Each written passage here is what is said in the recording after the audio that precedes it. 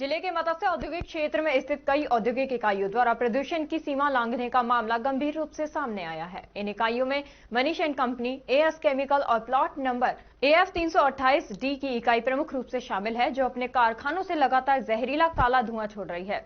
इन प्रदूषणकारी गैसों का हवा में फैलना न केवल पर्यावरण के लिए खतरा पैदा कर रहा है, बल्कि ये स्थानीय निवासियों के स्वास्थ्य के लिए भी बड़ा संकट बन चुका है। केमिकल जैसी इकाइयों द्वारा छोड़ा गया काला धुआं हवा में जहरीली गैसों को छोड़ता है, जो सांस के जरिए सीधे शरीर में प्रवेश कर सकती हैं। ये प्रदूषण फेफड़ों और अन्य अंगों पर घातक प्रभाव डालता है। प्रदूषण नियंत्रण बोर्ड की नाकामी और औद्योगिक इकाइयों की बढ़ती लापरवाही ने स्थिति को और भी गंभीर बना दिया है।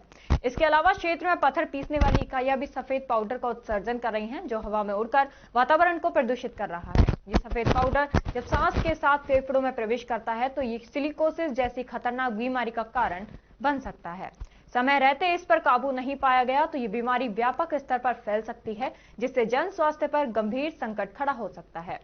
आश्चर्यजनक तो यह है कि प्रदूषण नियंत्रण बोर्ड, जो इन प्रदूषणकारी इकाइयों पर निगरानी रखने के लिए जिम्मेदार है, इन इकाइयों के खिलाफ कोई ठोस कदम उठाने में नाकाम साबित हो रहा है। इन इकाइयों का प्रदूषण नियंत्रण बोर्ड की निगरानी से बाहर होना या बोर्ड की निष्क्रियता इस स्थिति को और भी गंभीर बना रही है। नागरिकों और पर्यावरण पर बढ़ता संकट, स्थानीय निवासी इस बढ़ते प्रदूषण को लेकर चिंता व्यक्त कर रहे हैं। उनका कहना है कि यदि जल्द ही इस पर रोक नहीं लगाई गई तो इससे दुष्परिणाम और भी विनाशकारी हो सकते हैं।